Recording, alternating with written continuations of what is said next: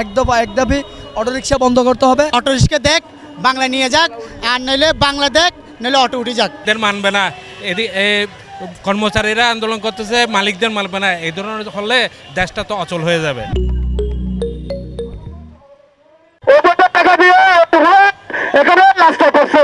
একটাই অনুরোধ, এই আন্দোলনের পর থেকে অটোরিক্সা যেভাবে বেড়ে গিয়েছেন, আমরা এই 200 টাকা ভাড়া মারতে আমাদের তো খুব কষ্ট হয়ে যায়। আমরা গাড়ি ইনকাম দিতে পারি না, বাসায় বাজার করতে নিয়ে যেতে পারি না, আমাদের খুব কষ্ট।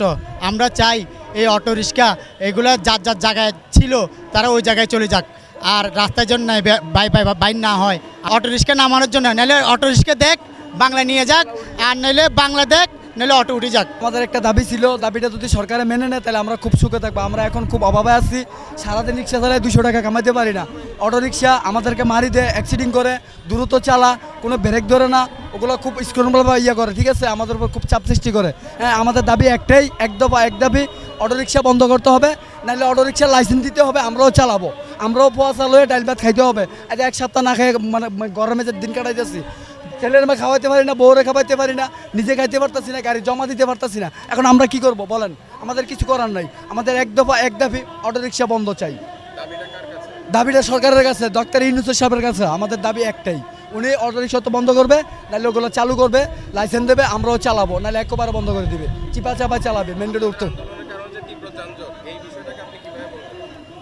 ওই বিষয়টা হ্যাঁ, চারিদিকে প্রচার, মানে এই কারণে একটু যানজট বাজি গেছে, সবাই একটু গরম হয়ে গেছে, ঠিক আছে। সবার একই দাবি, একই ক্ষুধা, একই যন্ত্রণা, ঠিক আছে, সবার একই দাবি, একই ক্ষুধা। হ্যাঁ, আমাদের ক্ষুধা মিটাইতে হলে আমরা এগুলো করতে হবে, এছাড়া আমাদের কোনো উপায় নেই, ঠিক আছে, নাহলে আমরা না খাইয়ে মরতেছি। এখন কি আমরা বাংলাদেশের নাগরিক, আমাদের কি অধিকার নাই? 100% অধিকার নাই, আমাদের আছে।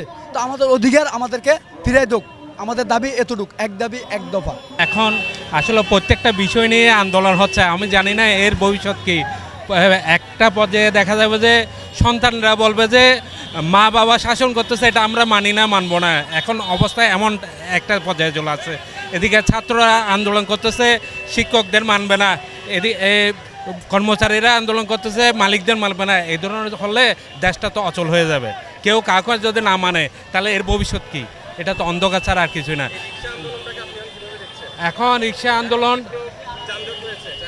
এই তো, যেমন আমি এখান থেকে তিনপুলের মাথা থেকে নিউ মার্কেট আসতে 1 ঘন্টা লাগতেছে। তো এটা একটা সময়ের অপচয়, এবং এদের আন্দোলন করতেছে ভালো কথা, এদের যেটা যৌক্তিক দাবি ওটা এক জায়গায় গিয়ে বুঝাক। এইভাবে যানজট সৃষ্টি করে যদি করে তাহলে এটা তো ভোগান্তি। এর ফলে দেখা যাবে যে তখন অন্যরা আন্দোলন করবে যে এদের সমস্যাটা যেন দূর না করে, যানজট মুক্ত করুক, তাহলে একটা সংঘর্ষ তৈরি হবে। এটা ছাড়া বিকল্প কোনো কিছু হবে না। এর জন্য আমাদের গাড়ি চলাফেরা খুব কষ্ট হইতেছে, আমরা যাইতে পারতাছি না আধা ঘন্টার উপরে।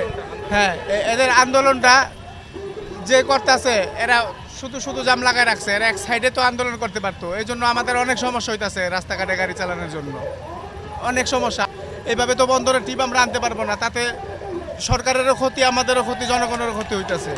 এদের একটা ফাঁসলা করে দিলে খুব শর্টকাটে খুব ভালো হয়।